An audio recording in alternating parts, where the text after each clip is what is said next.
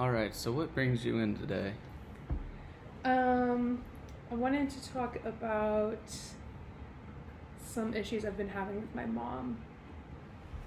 Okay, can you expand on that a little bit? I just feel like she expects me to be there for her, like at the drop of a hat, but then it doesn't feel like that's reciprocated back for me with her.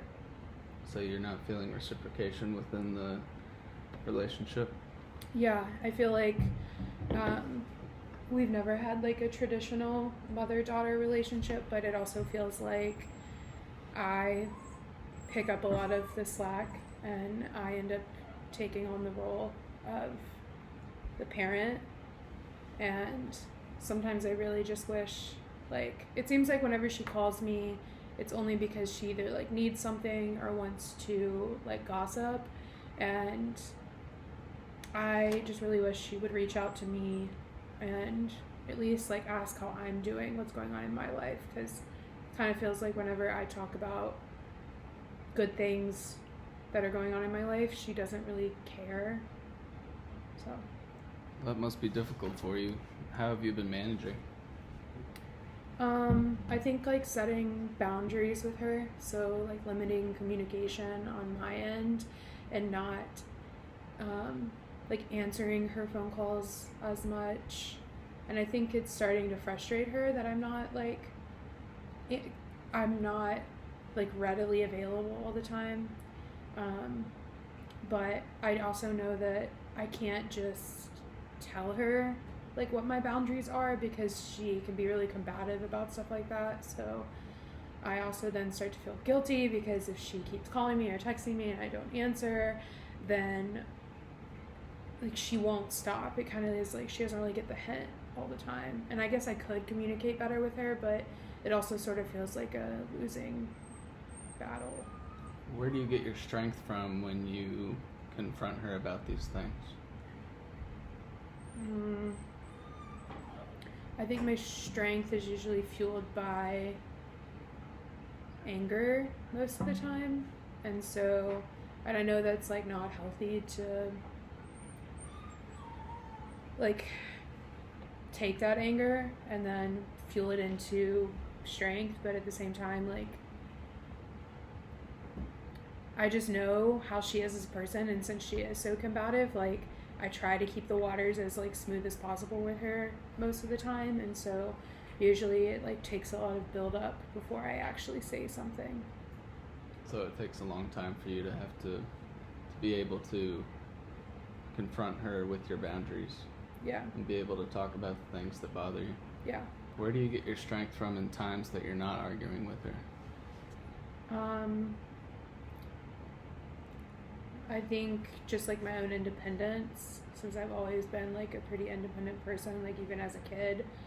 I think dealing with like the things that I do with her comes from just years of practice of like just it being normal and choosing not to be upset anymore by it, because it's like I know I can't change her. She is who she is. So it's either I lead with like anger and frustration and hate, or I put all of that aside and just choose to like love her for who she is.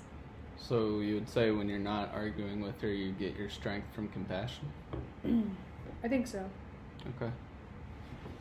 And what do you enjoy to do? This is kind of an off-topic question, but it ties in. What do you enjoy to do in your free time?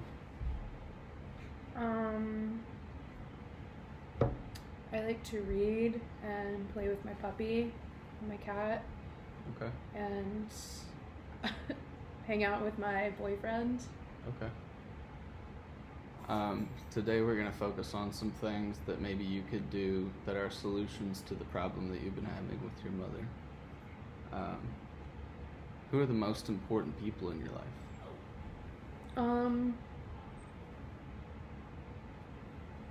You? Well, can I say that? Okay. But are you my therapist or are you my boyfriend in this? Therapist. Okay. My therapist, Ben, is really important to me, but also my boyfriend, his name is also Ben, is really important to me. Okay. My family is important to me. Ben's family is really important to me. The family that I nanny for are really important to me. My friends, my animals. Okay.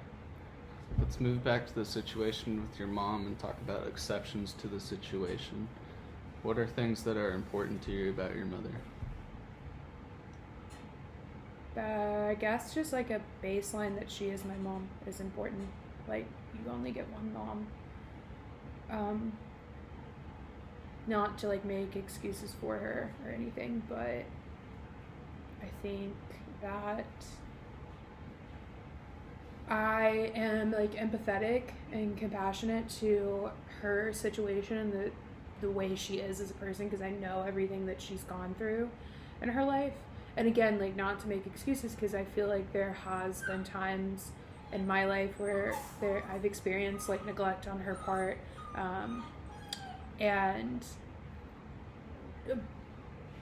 but it's still important for me, like, to, I guess, understand like her as a person before just like completely writing somebody off. You know, I think there's a difference between like somebody who is just like, it's just ingrained in who they are, versus people that are like intentionally and willfully being like bad people. So you feel like it's part of who she is? Yeah. That she's kind of aloof and doesn't really know how to show compassion well? I think she can show compassion, but I don't think that she has like I think my mom is a good person.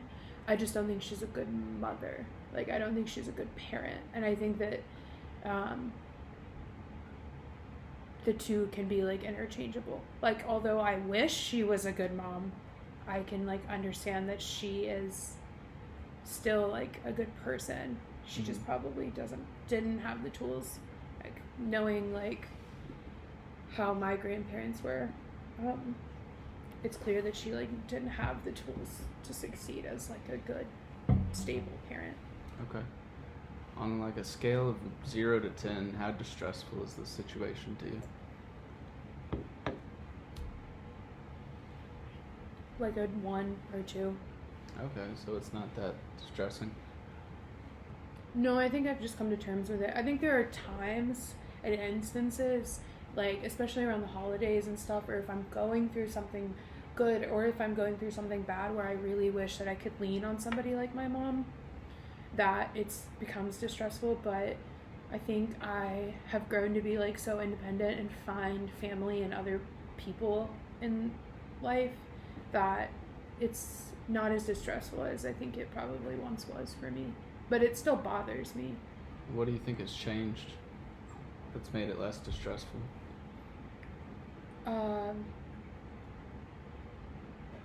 Acceptance, like just coming to terms with the situation and who she is and how she acts and treats me. So you think a solution to the problem has been acceptance? Yeah. Okay. And if you were to wake up tomorrow and this problem was no longer there, like a miracle happened overnight, what do you think would be different? She would be like a true, I mean, I know it's like different for everybody, like what they see as a mom, but for me, like, I think a miracle would be like, she would be stable, she would provide, she would be like loving and caring in like a motherly aspect, you know. Like, for me, I think I'm a lot more healed than I once was, but I know, like, as a kid, I always wished that she would be the kind of parent that, like, made me lunch and, like, packed me lunch and came home and, like, sat with me and asked me about my day and, like, feigned interest. And so, like, that would be a miracle for me, is if she drastically decided to pursue what it actually, in my mind, what it feels like to be a parent. Okay. And so I want to give you compliments on going through that situation and being able to accept it, because that's a very difficult thing to accept. And I know that it took time, and I know that it took a lot of healing to come to the place where you're at today. And I think that that's a solution in that. I think more solutions in the future would be working on accepting more and maybe starting to do things with her that you enjoy to kind of repair that relationship a little bit. Even though I know that she doesn't put in as much effort as you would like, I still think that it would be helpful that if you all were to do things that you enjoy more, because that would lead to more acceptance. On a scale of 0 to 10, how helpful do you think this session was today? 10. 10? 10. Alright. It's very helpful. Well, I think you did a great job, and I hope you have a wonderful day. Thank you. You too.